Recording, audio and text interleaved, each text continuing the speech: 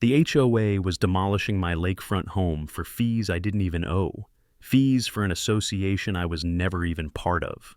I came back from 6 weeks on the road, visiting my daughter and grandkids, only to find a wrecking ball chewing through the walls I had built with my own 2 hands. They even crushed my late wife's piano, the one she played every night, her music drifting out over the water. The foreman shoved a paper at me, his face twisted in a smirk. The signature at the bottom was mine, except it wasn't. "You're in the HOA now," he said. That was the moment my world split in two. The life I had built, and the war I never asked for. 6 weeks earlier, I had locked the door to my house, certain it would be waiting for me when I came back. That morning, as I turned my RV onto the gravel drive, I thought of nothing more dramatic than coffee on the porch. It was just after 6 a.m. The sun was low, orange light spilling across the surface of the lake. Mist curled up from the water, soft and holy. The tires crunched on the gravel, a sound that always meant I was home, safe. But then I smelled it. Not cedar smoke, not fresh pine. This was sharper, bitter, familiar in the worst way. Diesel exhaust, dust, the sour breath of destruction. In 30 years as fire chief, I had learned to hate that smell. It meant something precious was being torn apart. My foot eased off the gas, my chest tightened. I rounded the final bend, and then I saw it. An excavator crouched on my front lawn like a beast, its arm dangling rubble from the jaws of its bucket. Men in yellow hard hats swarmed the property, moving with the indifference of routine. Clouds of dust rose into the pale morning, blotting out the sun. Where my home had stood, my cedar porch, my kitchen window, the roof I'd shingled myself, there was only ruin. I slammed the RV into park, not even bothering to kill the engine. My boots hit the gravel with a thud, and I staggered forward. The house I had built board by board 22 years earlier was gone. The porch where my wife and I had sipped coffee every morning was splintered. The living room wall leaned sideways like a crooked tombstone. Through the hollow gap of my kitchen, the lake shimmered, calm, indifferent, and then I saw it. Half buried under drywall and shingles was the piano, mahogany wood shattered, keys strewn across the dirt like broken teeth. That piano had been my gift for our 25th anniversary. Every evening, my wife had sat there, her fingers coaxing hymns into the air, while the lake carried the music across the water. Even after she passed, I polished it because it was the one thing that made me feel she was still here. Now, it was nothing but trash. Something inside me broke. My legs carried me forward before my mind could catch up. A man in an orange vest intercepted me, a clipboard clutched like a shield. His face was tired, impatient, like I was just another line on his schedule. "Sir, you can't be here," he said, voice flat. "This is an active demolition site." I looked from him to the wreckage, then back again. My voice cracked when it came out. "This is my home." He sighed, flipped his clipboard. Notice was posted. "You're 6 months behind on HOA dues. First letter went out half a year ago." The words rattled in my ears. HOA dues. My land wasn't even part of their neighborhood. I'd made sure of that years ago. 12 acres, carved out and recorded separate from their tract. "I'm not in your HOA, I said, steady now, anger sharpening my voice. "My property line ends a quarter mile before your subdivision. You have no authority here." The man smirked, tapped the page with his pen. "You are now." Behind him, the excavator roared to life. Another wall collapsed in a thunder of wood and glass. Dust billowed, swallowing the piano, the porch, every memory I'd built into that home. And as I stood there in the dirt, heart pounding, I realized this wasn't an accident. This was deliberate. Someone had decided to erase me. The foreman's words hung in the air heavier than the dust rising off my ruined home. "You are now." I stared at him, waiting for some sign that he was joking, that this was some clerical error, some absurd mix-up. But his eyes were flat, bored, already moving past me. To him, I wasn't a homeowner. I was an obstacle. "You can't just make me part of your HOA, I said. My voice came out cold, steady, the kind of tone I'd once used at fire scenes when everyone else was losing their heads. "That's not how the law works," he shrugged. "Talk to your board. We just follow orders." And with that, he turned, barking at his crew. The excavator roared, its arm swinging down, smashing what little was left of my kitchen wall. I stood there, fists clenched at my sides, heart pounding like a hammer in my chest. The rage was sharp, but underneath it all was a chilling clarity. This wasn't incompetence. It wasn't a mistake. This was theft, disguised as paperwork. When the crew finally pulled out, engines rumbling down the road, the silence that followed was worse than the noise. Dust floated lazily through the morning light. I was left alone with the carcass of my home. I walked to the end of my driveway, each step heavier than the last. My mailbox was stuffed, the metal door straining to close. I pulled the stack out, flyers, bills, junk, and then 2 envelopes stamped with the same header, Heron Creek Estates HOA. My stomach turned. The first envelope was a certified letter. The return receipt card was still attached, unsigned, because I hadn't been here to sign for it. I tore it open. Inside was a notice claiming I owed nearly $3,000 in dues and late fees, dues to an association I had never joined, for property that had never been within their boundary.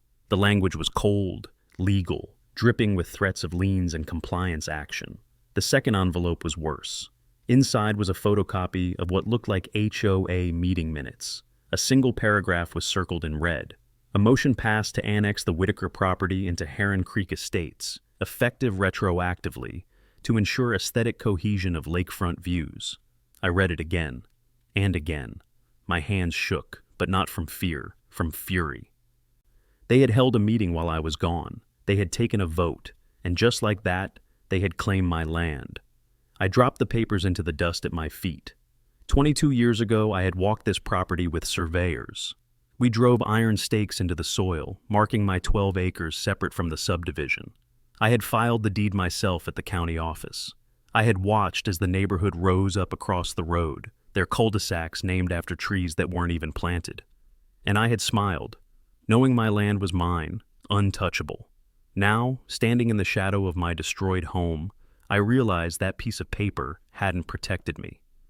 Not from people willing to forge signatures, bend maps, and bulldoze the truth under diesel engines. The piano was gone. The porch was rubble. My wife's memory was scattered in the dirt, but something else had taken root in me. Something harder, colder. If they thought they could erase me with paperwork, they had no idea who they were dealing with. I folded the letter, slid it into my pocket, and turned back to the wreckage. This wasn't over, not by a long shot. I sat in the RV with the engine idling low, staring out of the window at the wreckage that had once been my home. The letters from the HOA weighed heavy in my pocket, but heavier still was the memory clawing its way back from more than a decade ago. This wasn't the first time someone had tried to take my land. 12 years earlier, before Heron Creek Estates was even a sign stuck in the dirt, the developer came calling. His name was Richard Thompson, head of Thompson Development. He pulled into my drive in a polished black SUV, shoes too shiny for the gravel, smile too smooth for my taste. "Mr. Whitaker," he said, "you're sitting on prime property here. Lakefront, easy access from the highway, perfect for premium lots." He waved a folder thick with papers, contracts already drafted. Then he named the number. It was more money than I'd ever seen written on a single sheet of paper. Enough to buy another house 3 states over. Enough to retire 10 times over. But I didn't need another house. I had this one. I had a wife who played piano every evening and a porch that looked out over the lake. I had 12 acres that had been ours since the day we cleared the first brush with our own hands. So I told him no, not politely, not gently, just no. To his credit, Thompson didn't storm off. He smiled, like a man sure he'd win eventually. "Everything has a price, Chief. Everyone sells, sooner or later." But I didn't. Instead, we made a deal of a different sort. I told him, "Build your subdivision if you want, pave your streets, sell your lots, but my 12 acres stay mine, separate, untouchable." We brought in surveyors, walked every inch of the property line, drove iron stakes into the earth so deep you could hang a house on them. Thompson's men filed the maps at the county office, and I held the deed in my hand. A separate parcel number, ironclad and permanent. I remember shaking his hand in the twilight of that day. His grip was strong, but his eyes were cold. "We'll be neighbors then," he said. Neighbors, that was all. I watched over the next few years as Heron Creek estates sprouted from the farmland like weeds after rain. Winding cul-de-sacs named after trees that weren't even planted. Maple Bend, Oak Hollow, Willow Court. Rows of cookie-cutter houses, each one identical except for the color of the shutters. And behind them, signs that read, "Welcome to Heron Creek, a premier lakeside community." From my porch, I watched it all with quiet amusement. Their lawns were clipped within an inch of their lives. Their mailboxes were all the same shade of beige. Their flags never strayed from the approved list. Meanwhile, I kept my dock weathered and my grass a little too long, and no one could say a thing about it, because my land was mine, or so I thought. Back in the RV, I turned the HOA letter over in my hands, the red circled paragraph staring at me like a wound. Motion passed to annex the Whitaker property.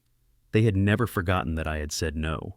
My land, my lakefront view, had always been the jewel they couldn't quite put in their crown. And with Thompson long gone, the board had found a new way to take what money couldn't buy: paperwork. Linda Roswell, their sharp-tongued president, had written about me on their little forum. I'd seen the posts while digging through their broken website later. Uncooperative lakefront property, that's what she called me. Uncooperative. I laughed bitterly at the word. I wasn't uncooperative, I was independent, and they couldn't stand it. I stepped out of the RV and walked back toward the ruins. The air was still heavy with dust. My boots crunched over shards of glass. I remembered driving those iron stakes with Thompson's men. Remembered the certainty of the survey maps, the weight of the deed in my hands. They thought they could erase all of that with a vote, a show of hands in a beige room, not a chance. They could crush my home.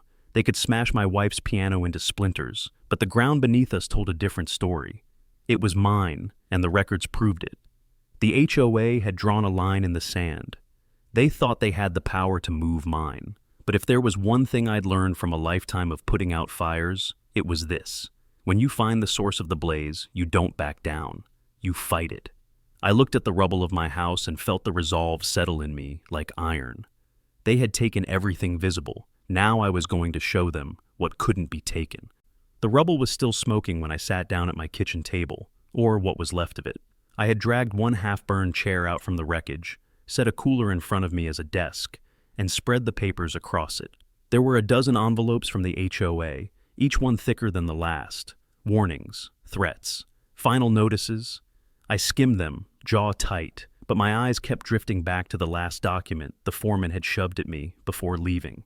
The membership agreement. It was supposed to be proof that I was part of Heron Creek Estates, proof that I owed them money, proof that gave them the right to tear my life apart. And there it was, my name, scrawled at the bottom in thick black ink. Except it wasn't my name. I leaned closer, tracing the letters with my finger. Whoever had forged it had tried to mimic my old firefighter's signature: fast, sharp, a man in a hurry. But this was sloppy. The W in Whitaker sagged like a drunk man. The T's weren't crossed the way I had crossed them every day of my life. Worse than that was the timestamp. Signed, June 14th, 2:27 a.m. I laughed, bitter and hollow. At 2:27 that morning, I wasn't anywhere near Heron Creek. I wasn't in the county or the state. I was asleep in my daughter's guest room in Denver, her golden retriever snoring at my feet. I had photos from that night, me and the grandkids at the Rockies game, popcorn still in their laps. I had receipts from the hotel gas station we stopped at on the way home. I had proof, ironclad and real. Proof that this was a lie. I pushed back from the chair, stood up, and paced the dirt floor where my kitchen had been. The rage rose hot in my chest, but underneath it was a colder current, the kind of calm that used to come over me when I stood in front of a burning building, sizing it up, figuring out how to fight it.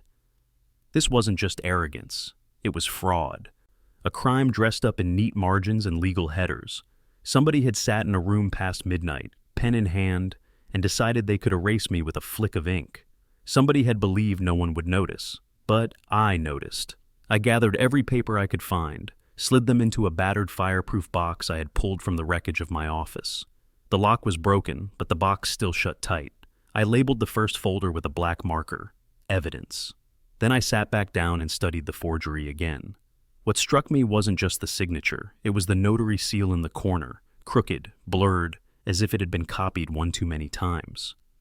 A name was typed below it, a name I didn't recognize. That was the thread. The place to pull. I closed my eyes and pictured Thompson's smug grin from years ago, telling me everyone sells eventually. Maybe he'd been wrong about me, but the HOA had learned the lesson. If they couldn't buy me out, they'd just forge me in. The sound of loons carried across the lake, mournful and low. The mist had burned off hours ago, leaving the water bare and still. My house was gone, my wife's piano splintered, but I wasn't broken, not yet. I put the forged contract back in its envelope, slid it into the evidence box, and snapped it shut. If they wanted a fight, they had just given me the first weapon.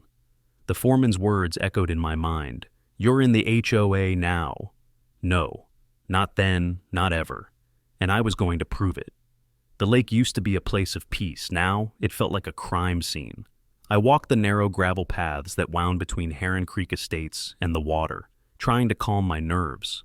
But everywhere I looked, those neat vinyl fences, the identical mailboxes, the chemically perfect lawns, it all screamed of control, the kind that crushes people quiet.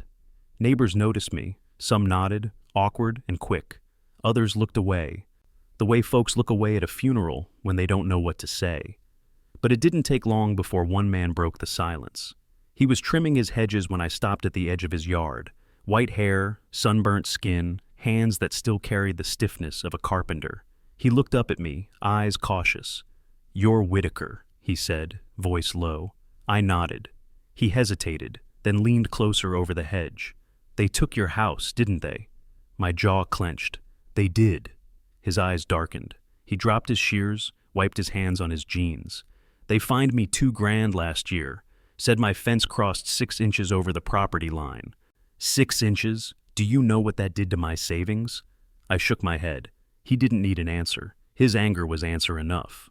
Further down the lane, a widow in her 70s sat on her porch, rocking slowly. She waved me over. I could see the wariness in her smile. "They told me my shutters were the wrong shade of beige," she whispered. "Charge me $1,000 to repaint them. Beige is beige, but not to them." Her voice cracked. "I just paid. It was easier than fighting. I couldn't—" She stopped, looking down at her hands. I laid a hand gently on the railing. "You shouldn't have had to." She looked up at me, eyes shining, but said nothing. The stories kept coming. A young couple with a toddler, forced to tear down their playset because it wasn't on the approved structure list. An older veteran threatened with foreclosure because he parked his RV, his only joy after retirement, on his own driveway. Each story different, but the rhythm the same: bully, threaten, collect. By the time I circled back toward the clubhouse, the sun was dipping low. The lake was calm, but the neighborhood felt heavy, like it was holding its breath. That's when I heard her name for the first time. It came from a woman carrying groceries, her eyes darting side to side before she spoke. "Linda," she whispered. "Linda Roswell. She runs the board. She runs everything." She glanced back at the clubhouse, its beige walls glowing in the twilight. "If you cross her, you lose your home. Everyone knows it. That's why no one fights." I studied the woman's face. Fear carved every line in it, but beneath it was something else. Relief, maybe, that she had spoken the truth to someone who wasn't afraid. She hurried away before I could say another word. I stood there a long time, watching the last of the daylight fade from the water. The whispers had told me enough. This wasn't just about me. The HOA wasn't protecting property values. It wasn't enforcing harmony. It was a racket, run by one woman who thought she could bend the law until it snapped. But whispers weren't enough. I needed proof. I needed something that would turn whispers into thunder. As I turned back toward the wreckage of my home, the lights in the clubhouse clicked on, one by one, glowing like watchful eyes in the dark. Linda Roswell didn't know it yet, but I was coming for her. The wreckage was silent the next morning, but I wasn't. I had spent half the night replaying the whispers of neighbors in my head. Fines, threats, humiliation, all under the thumb of one woman's rule. But whispers wouldn't hold up in court. Whispers couldn't rebuild a home. I needed something solid. And I knew exactly who to call. Stitch Mallory arrived just after dawn in a battered Ford pickup that rattled like it had seen 100,000 miles of bad road. He swung himself out of the cab with a grunt, a thermos of black coffee in one hand, a hard hat in the other. He walked with a limp, the kind you earn in a war zone, but his eyes were sharp as ever. We hadn't worked together in years. But some bonds don't rust. Back when I was fire chief, Stitch had been our go-to engineer. If a roof sagged, if a wall bowed, if a factory looked ready to implode, Stitch was the man we called. He didn't sugarcoat. He told the truth, and he told it hard. He stood at the edge of the rubble for a long moment, silent, jaw tight. The early sun cast his face in lines of steel. Then he muttered the words I'd been waiting to hear. "This wasn't a collapse, Jack," he said, voice like gravel. "This was an execution." For the next hour, Stitch circled the ruins like a surgeon in an open chest cavity. He crouched, leaned, measured, grunted. He lifted broken beams with his cane, tapped foundation edges with his boot, studied the way the debris had fallen. I followed him, notebook in hand, watching his every move. He pointed at the rebar jutting from the foundation. Half-inch steel, 12 inches on center, stronger than most commercial builds. He gestured to a splintered load-bearing wall. "See this? This didn't rot out. It was cut clean." Finally, he looked up at me, eyes hard. "Your house didn't fail. It was taken down." Then he did something that surprised me. He set his thermos down, opened the back of his truck, and pulled out a case. Inside was a drone, compact but serious, its blades catching the sunlight. "The best inspector," he said, lips curling into a half-smile, "is the one who sees everything." He launched it with a flick of his wrist, and the little machine buzzed into the air. From his tablet, we watched as it swept low and slow over the wreckage, capturing the entire footprint of the house from above. "Look here," Stitch said, zooming in on the concrete slab. "No cracks, no upheaval, no sign of settling. Jack, your foundation's as solid as the day you poured it." He saved the files, tapped a button, and handed me a printout from his portable printer. The images were crystal clear, clean lines, no fractures, undeniable proof. "Exhibit A," he said simply. We spread my old blueprints across the hood of his truck, the edges curling with age. He ran his finger along the lines like a preacher tracing scripture. Double-gisted floor supports, hurricane ties on every rafter. "Jack, you didn't just build a house, you built a fortress."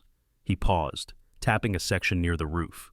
If the HOA wanted to justify demolition, they needed an inspection report saying this place was unsafe. A licensed inspector with a signed document. I felt my stomach tighten. "So, all I need to do is get that report."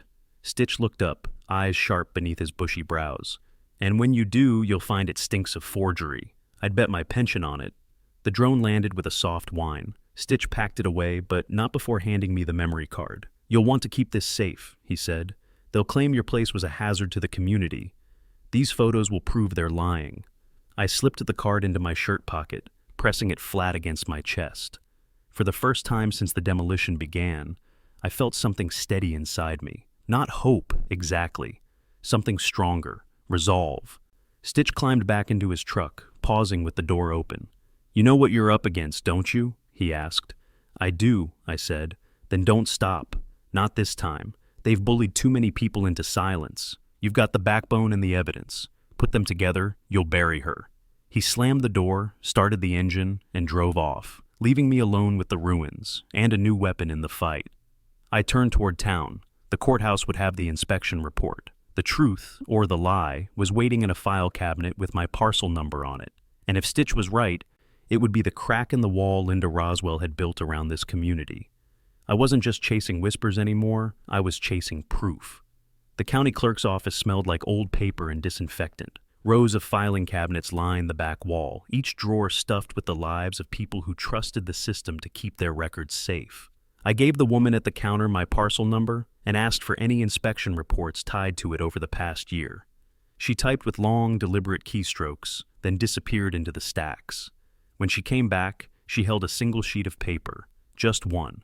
I took it with careful hands, almost as though it might burn. The header read, "Emergency Structural Inspection Report, filed 3 months earlier." My eyes scanned down the page, bile rising with every line. Foundation settling, roof truss instability, hazard to community safety. And at the bottom, a signature. Bill Johnson, licensed structural inspector. I knew Bill, Not well, but enough. He had signed off on the fire station expansion back when I was chief. He was thorough, slow, the kind of man who measured a beam twice before saying a word. If Bill said something was unsafe, it was unsafe, period. But something on this page gnawed at me. I set the report on the counter, dug into my pocket, and pulled out my reading glasses. The letters swam into focus. Johnson, except the H was crooked. The O was too round. And then it hit me. Bill Johnson didn't spell his name like that. His name was Johnson, with an E. I felt a laugh rise in my throat, sharp and bitter. The arrogance, the sheer stupidity. A man doesn't misspell his own name on an official document. This wasn't Bill's work. This was a forgery. I folded the paper slowly, slid it into my folder marked evidence, and walked out into the daylight. My boots echoed on the courthouse steps, each thud louder than the last. People milled around, lawyers, clerks, regular citizens, but to me, they were just shadows. I pulled out my phone and scrolled to Bill's number. It rang twice before a familiar, gravelly voice answered. Bill Johnson speaking? Bill, this is Jack Whitaker, I said, my voice steady. You inspected my property 3 months ago, filed an emergency report that condemned it? A pause, then a short, sharp laugh. Jack, I haven't inspected your property in 20 years. I didn't file a damn thing. My grip tightened on the phone. There's a report here with your name on it. Says my foundation was settling. Roof truss is unstable. Silence stretched on the line. Then Bill's voice dropped, low and deadly serious. Send me a photo of that signature. I snapped one with my phone, texted it over. It didn't take 30 seconds. That's not mine, Bill said flatly. Never has been. Someone's forged it. You're willing to swear to that? I asked. He didn't hesitate. Damn right. You've known me long enough, Jack. If someone's dragging my name through the mud, I'll stand beside you to clean it. Relief hit me like cold water, but so did anger. HOA hadn't just destroyed my house. They had dragged good men into their fraud. Thank you, Bill, I said. You may have just given me the nail for their coffin. I hung up and sat on the hood of my truck outside the courthouse, staring at the paper in my hands. The forged inspection wasn't just a mistake. It was arrogance. They thought no one would check. They thought I'd roll over like the neighbors who'd been bled dry with fines. But they had picked the wrong man, the wrong signature, the wrong fight. I looked out across Main Street, the afternoon sun cutting long shadows across the asphalt. I thought of the widow forced to repaint her shutters, the veteran told he couldn't park his RV, the father tearing down his kid's playset. Linda Roswell had bullied them all, and now she had left fingerprints on a crime. I slid the forged report back into the evidence folder, tucked it under my arm, and started the truck. This wasn't just a case of fraud anymore. It was a pattern, a scheme, a noose tightening around every homeowner's neck. But now I had a rope of my own, and I intended to pull. The forged inspection report was damning, but it wasn't enough. Paper could be argued. Signatures could be denied. What I needed was a fingerprint, a trace so clear it couldn't be explained away. And in the digital age, fingerprints weren't left in ink. They were left in metadata. I drove back to the RV parked on the edge of the rubble and fired up my laptop. The generator hummed softly outside, filling the silence that had once been my home. I opened the PDF of the demolition permit, the same one the foreman had shoved in my face on the morning of the wreck. The page stared back at me, smug and clean. My signature sat at the bottom like a scar. I right-clicked, selected Properties. A small window popped open. Created County Office. 9:12 a.m., March 3rd. That tracked. Permits were always stamped at the county during business hours. But then I scrolled further. Modified. 2:27 a.m., March 4th. Author, Linda R. I sat back in my chair, breath caught in my throat. There it was, the midnight edit, the smoking gun. It wasn't some nameless clerk or a faceless glitch. It was Linda herself, working past midnight on her home computer, cutting and pasting my old digital signature into a permit that would destroy everything I'd built. She hadn't even bothered to scrub her name from the metadata. Arrogance. Pure, uncut arrogance. I saved the metadata screenshot, then another, multiple copies, multiple drives, one to the cloud, one on a thumb drive, one on an external hard drive I'd salvaged from the wreckage. Redundancy was a firefighter's instinct. You never leave yourself with only one way out. I leaned back, rubbing my temples, staring at the ruins outside my window. The piano keys of my wife's instrument still lay scattered in the dirt like broken teeth.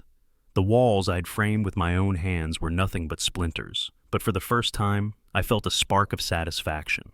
Because now, it wasn't just my word against hers. It was her word against her own fingerprints. The night fell heavy. I didn't sleep. Instead, I laid everything out on the small dinette in the RV, turning the space into a command center. The forged demolition permit, the inspection report with Bill Johnson's misspelled name, the drone photos proving the foundation was sound, the metadata screenshot naming Linda R. piece by piece. The puzzle came together, and at the center of it all, Linda Roswell. I imagined her sitting in her immaculate kitchen, sipping wine, believing herself untouchable. The queen of Heron Creek, reigning over vinyl fences and color-coded shutters. She thought the law was paper. She thought neighbors were too scared to resist. She thought men like me would roll over and fade. She was wrong. I tapped the folder on the table, now thick with evidence. "Got you," I whispered. The next morning, I drove into town, the evidence box strapped into the passenger seat like a sacred relic.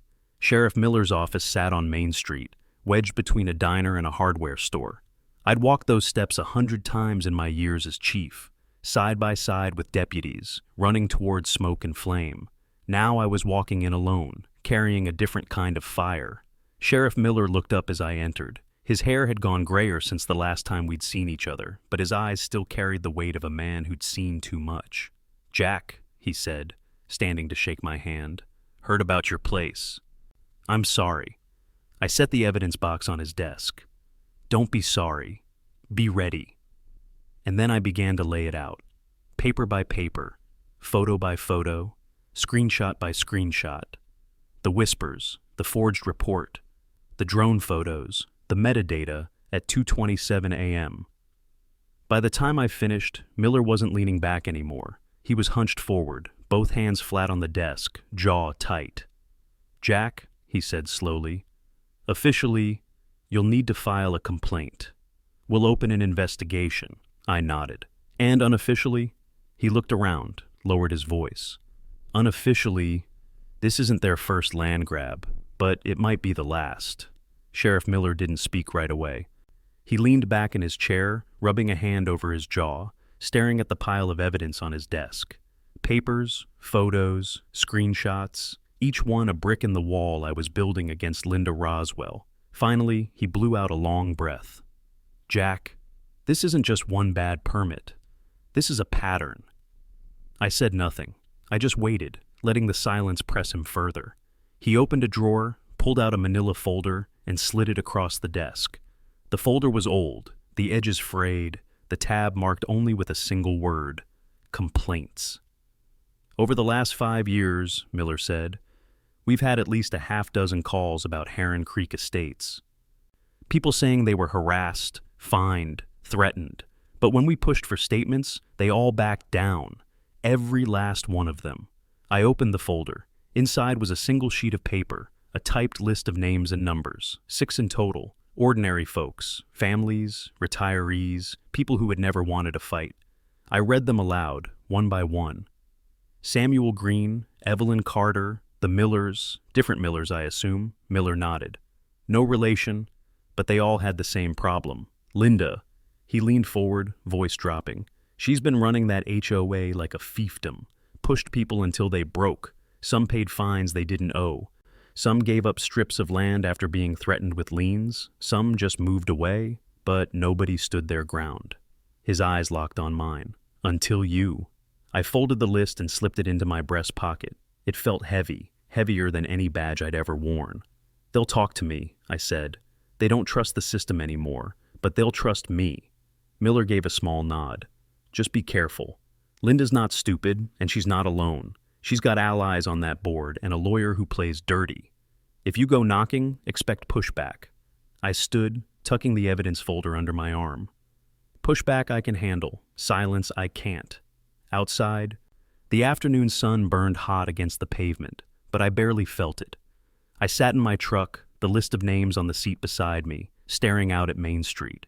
Each name wasn't just a lead. It was a story, a wound, another scar left by Linda Roswell and her empire of rules. And now, together, those scars could form a weapon. I started with the first number. It belonged to a man named Samuel Green, a retired machinist. His voice crackled with suspicion when he answered the phone. "Who's this?" "Jack Whitaker. You don't know me, but I think we've got something in common. Heron Creek Estates." There was a pause, then a low chuckle, bitter as black coffee. "Yeah, they bled me for $2,000 over a fence. Said it was 6 inches over the line. My surveyor swore it wasn't, but they threatened foreclosure. My wife begged me to just pay, so I did." I told him what had happened to me, the forged permit, the demolition. By the time I finished, Samuel's tone had shifted. "You're going after them?" "Damn right I am." Another pause, then a sigh of relief. "Then you've got my story, Jack. Use it." Next was Evelyn Carter, a widow with arthritis who lived on the far side of the subdivision. She answered in a trembling voice, weary and careful. "They said my shutters were the wrong shade of beige," she whispered. "Charged me $1,000 to repaint them. I couldn't fight. I didn't have the strength." I told her she wasn't alone anymore. She cried, quiet but steady. "They'll come after you," she warned. "Linda always comes after the loud ones." I thought of the rubble where my house once stood. They already did. By the time I reached the Millers, a couple with a wheelchair-bound mother-in-law, I was no longer taking notes. I was memorizing their frustration, their fear, their sense of helplessness. Linda had denied them a permit for a ramp, called the treated lumber non-compliant with HOA standards. They'd begged, she'd smirked, and the ramp was never built. When I told them about Stitch's drone photos, about the forged inspection report, about Linda's name in the metadata at 2:27 a.m., the husband's face lit with something I hadn't seen in any of the others yet. Hope. "Jack," he said, gripping my hand hard, "if you're fighting, then so are we." By sundown, I had spoken with every name on the list. Each conversation was another nail in Linda's coffin, each voice another stone in the avalanche that was coming. I drove back toward the lake, the list now covered in my own scrawled notes.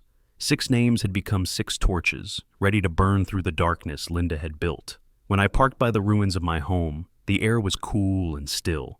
I stood there for a long time, staring at the rubble, hearing my wife's piano in memory. Linda thought she had silenced me, but all she had done was give me allies. I wasn't just fighting for myself anymore, I was fighting for all of them. And together, we weren't whispers, we were thunder. The clubhouse smelled of lemon polish and fear. Rows of folding chairs filled the hall, every seat taken. Retirees in pastel polos, young parents clutching babies, veterans with caps perched low, neighbors who had lived in the shadow of the HOA for years. At the front, under fluorescent lights, sat the board. 4 members in stiff blazers, papers neatly stacked. And in the center, like a queen on her throne, sat Linda Roswell. Her lipstick was perfect, her pearls glowed. She tapped her gavel once, sharp as a gunshot. "Meeting of Heron Creek Estates Homeowners Association is now in session." I stood at the back, evidence folder under my arm, heart steady as a drum. I had spoken to every name on the sheriff's list. I had their stories, I had the forged signatures, the drone photos, the metadata, and tonight, I had something else. Their eyes on me. Linda began with business as usual. Landscaping budgets, new paint codes, a motion to increase monthly dues. The board nodded like puppets, but the air was restless. Neighbors shifted, whispered. They had heard what happened to me. They had seen the rubble by the lake. When Linda tried to move on to new violations, I stepped forward. "Point of order," I said, my voice carrying. Dozens of heads turned. Linda's gavel froze midair. Her eyes narrowed. "You're not recognized, Mr. Whitaker. This is board business." "Board business," I barked a laugh. "You demolished my home. That makes it my business." Gasps rippled through the crowd. Linda tapped her gavel, sharp and fast. "You are out of order. Sit down, or you will be escorted out." I didn't move. I pulled the folder from under my arm and dropped it on the table with a thud. Papers spilled, photos sliding across the polished wood. "Go ahead, Linda. Tell them how you forged my signature. Tell them how you faked an inspection report and spelled Bill Johnson's name wrong. Tell them why your name shows up in the metadata at 2:27 in the morning. The room went silent, dead silent. Linda's face drained, then flushed crimson. That's nonsense. Lies. I held up a photo, the forged inspection report. Bill himself told me he never signed this. Murmurs from the crowd. I held up another, the drone photos. Foundation solid, no cracks, no rot. This house was safer than half the buildings in this county. The murmurs grew louder. Finally, I held up the screenshot, the smoking gun. And this, your name, Linda R., burned into the metadata of the demolition permit, proof you tampered with county records. The room erupted, voices shouting, neighbors on their feet, some in shock, some furious. Linda slammed the gavel. Lies. All of it. He's manipulating you. But the tide had turned. A man in the third row stood up, Samuel Green, the machinist I'd spoken to. They bled me for $2,000 over a fence. I stayed quiet, but he's telling the truth. Then Evelyn Carter rose, trembling but firm. They forced me to repaint shutters that were already beige. The Millers wheeled their mother-in-law forward, voice breaking as they shouted, "She wouldn't let us build her ramp. Said the wood wasn't up to code." One by one, voices filled the hall. Each story, each wound, another blow to Linda's throne. Linda's gavel cracked against the table, wild now. Out of order, all of you. You will sit down or you will face fines. The words hung in the air, the old threat, the one that had cowed them for years. But tonight, no one sat. Tonight, the fear was gone. Sheriff Miller stepped into the back of the hall, his badge catching the light. He didn't say a word. He didn't have to. The crowd saw him. Linda saw him. And she knew. I gathered my papers, stacked them neatly, and looked her dead in the eye. You've bullied this community long enough. The lies stop tonight. Neighbors surged forward, not with violence, but with unity. Dozens of voices demanding her resignation, demanding justice. The board members, pale and sweating, shifted in their seats. Too quietly slid their chairs back, refusing to defend her. Linda's eyes darted around, searching for allies. There were none left. Her gavel slipped from her fingers, clattering onto the floor. And for the first time since I'd known her name, Linda Roswell had nothing to say. I walked out of that boardroom into the cool night air, the crowd following behind me. They weren't whispers anymore. They were a chorus, and the sound of it was thunder. The morning after the boardroom exploded, Heron Creek was electric. Neighbors who once crossed the street to avoid each other now stopped to talk. Voices low but urgent. For the first time, the fear was cracking. But Linda Roswell hadn't stepped down, not yet. She still drove her Lexus past the rubble of my home, chin high, sunglasses hiding her eyes. She thought she could weather the storm, bluff her way through like always. She didn't know the storm was already at her door. Sheriff Miller called me to the station just after noon. His voice was calm, steady. "Jack, it's time." When I arrived, the conference room was a battlefield of paperwork. Case files, sworn statements, affidavits, all neatly stacked like ammunition.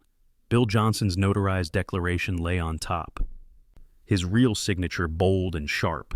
Miller motioned me closer. State attorney signed off this morning. Fraud, forgery, destruction of private property. We've got her cold.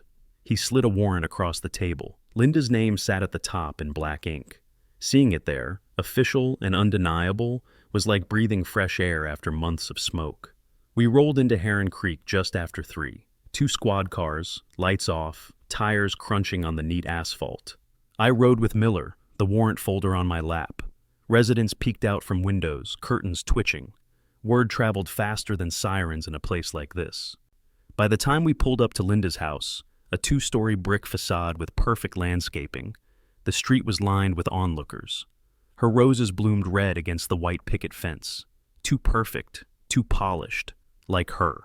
Miller stepped out first, badge gleaming. I followed, silent, steady. Deputies flanked us. Linda opened the door before we knocked. She was dressed like always, pressed blouse, pearls at her throat, lipstick sharp. She smiled, the kind of smile meant to cut. "Sheriff," she said sweetly, "to what do I owe the pleasure?" Miller's tone was iron. "Linda Roswell, you are under arrest for fraud, forgery, and destruction of private property." The words hit like thunder. The smile froze. For the first time, I saw her eyes widen, her mask slip. "This is ridiculous," she snapped. "Baseless. I run this community. You can't." Miller held up the warrant. "We can, and we will." The deputies stepped forward. One read her rights, calm and practiced. Linda tried to pull back, her voice rising. "You fools! That man," she jabbed a finger at me, "he forged everything. He's a criminal, a liar." I met her gaze, steady. "The metadata doesn't lie, Linda. Neither does Bill Johnson." Gasps rippled through the crowd. Neighbors gathered closer now, phones raised. Recording. For years she had ruled through silence. Today her downfall was going viral. They cuffed her wrists in front of her roses. She writhed, shouted, threatened lawsuits, but the deputies didn't flinch. Evelyn Carter stepped out from the crowd, voice trembling but loud enough to carry. "You made me paint my shutters twice." Samuel Green's voice followed. "You stole my savings." The Millers wheeled their mother-in-law forward. "You denied her a ramp." Voices piled on, one after another, a chorus of years of pain. The air was thick with it. Anger, relief, vindication.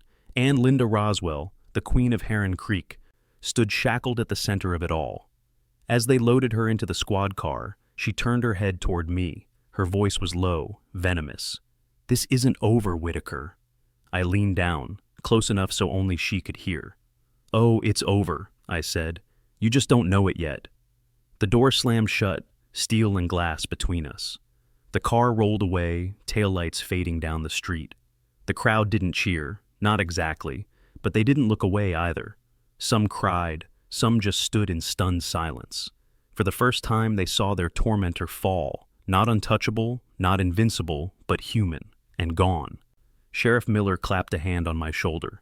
"This community owes you, Jack. You lit the fire. We just carried the water." I nodded, eyes on the street where Linda's car had vanished. "This isn't about me. It's about all of us." That night, the lake was quiet again. The clubhouse dark. For the first time since the wrecking ball, I felt the stillness of home. But I knew this was only the beginning. Arrest was one thing, justice was another. Linda would fight in court. She'd call lawyers, spin lies, try to claw her way back. But she'd underestimated the power of truth. And truth, once spoken, doesn't go quiet again. I looked at the rubble, at the piano keys still half buried in the dirt. I thought of my neighbors' voices rising in unison. Linda Roswell's reign was over, and Heron Creek was ours again. The courtroom smelled of oak and dust. Sunlight filtered through tall windows, slicing the air into sharp beams that caught the motes drifting above the jury box. I sat at the plaintiff's table, tie knotted tight, my evidence stacked in neat binders. Every document, every photo, every sworn affidavit. Months of sleepless nights distilled into paper. Across the aisle sat Linda Roswell, hair pulled back severe, pearls still at her throat as if pretending she hadn't been dragged out of her kingdom in handcuffs. Her lawyer shuffled nervously, but Linda wore that same old smirk, like she still believed she could talk her way out. She was wrong. The prosecution laid it out piece by piece. First came the demolition permit with my forged signature. I'd placed the original roofing permit from 2014 beside it. The jury leaned in, comparing the identical strokes, the sterile perfection of the forgery. Then came the inspection report, the one signed by Bill Johnson. Bill himself took the stand. He raised his right hand, swore his oath, and told the court plainly, "That's not my signature. I never inspected that property. Someone used my name without my consent." His voice carried weight, the kind of voice jurors believe. Next came the metadata. Screens projected the PDF properties onto the courtroom wall. Edited by user, Linda R., timestamp glowing like a scar. I watched the jurors exchange glances. Evidence doesn't lie. Finally, the community forum post. Linda's own words preserved in cached files. Her voice filled the room as the recording played. "If he won't sell, we'll force a compliance lien. We'll make it make sense." The smirk slipped. Linda's lawyer tried to claw back ground. He objected, claimed the recording was inadmissible, said the metadata was tampered with, but the judge wasn't swayed. At one point, Linda herself demanded to speak. Against her lawyer's desperate advice, she stood and addressed the jury. "Everything I did was for the good of Heron Creek," she said, her voice sharp, trembling with barely disguised rage. "Property values, community standards. Someone has to enforce them. That man refused to follow the rules. He endangered us all. She jabbed a manicured finger at me. He thinks he's above the law. I stood slowly, buttoning my jacket. No, Linda, I said, voice steady. I just refuse to bow to your lies. There's a difference. The judge's gavel struck. Silence fell. The jury deliberated for just 3 hours. When they filed back in, not one of them met Linda's eyes. We find the defendant guilty on all counts. The words rang like a bell, clear and final. Linda's face went pale. The pearls at her throat seemed to tighten into a noose. Her lawyer slumped in his chair. The judge sentenced her to 5 years for fraud and forgery, with restitution to follow. Court officers moved in, taking her by the arms. This time, there was no smirk, no smile, just the blank stare of someone who finally realized the game was over. The civil case followed quickly. Faced with undeniable evidence and a criminal conviction, the HOA's insurance company folded. They wrote a check for $948, the full replacement value of my home plus punitive damages. I held the check in my hands, not as victory, but as vindication. It wasn't about money, it was proof. Proof that truth can outlast lies, that paper can't erase justice, that even the loudest bully can be silenced by fact. I used that money to rebuild.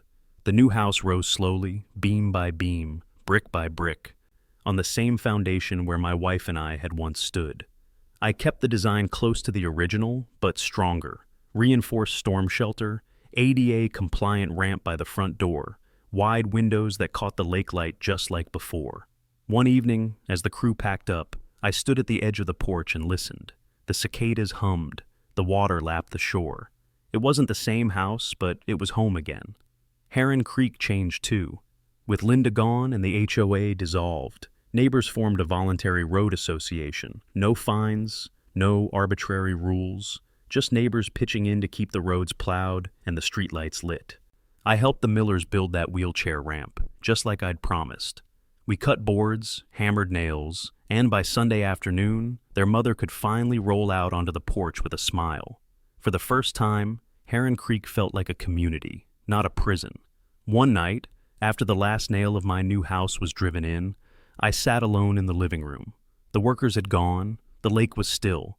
I opened the small box where I'd kept the salvaged hinge from my wife's piano, bent, scratched, but unbroken. I set it on the mantel, a reminder. They destroyed wood, glass, brick, but they never touched what mattered, what we built together, what I still carried. As the fire crackled, I thought of Linda Roswell, sitting in a cell somewhere, pearls traded for prison gray, her empire of lies reduced to dust, and I thought of my neighbors, free at last, stronger together. They thought ownership was paper, deeds, dues, rules scribbled in ink. But real ownership isn't paper. It's the ground you stand on. It's the truth you refuse to surrender. It's the fire you keep lit, no matter how hard someone tries to snuff it out. And in the quiet of that night, I knew they hadn't just taken my house. They had given me back my fight.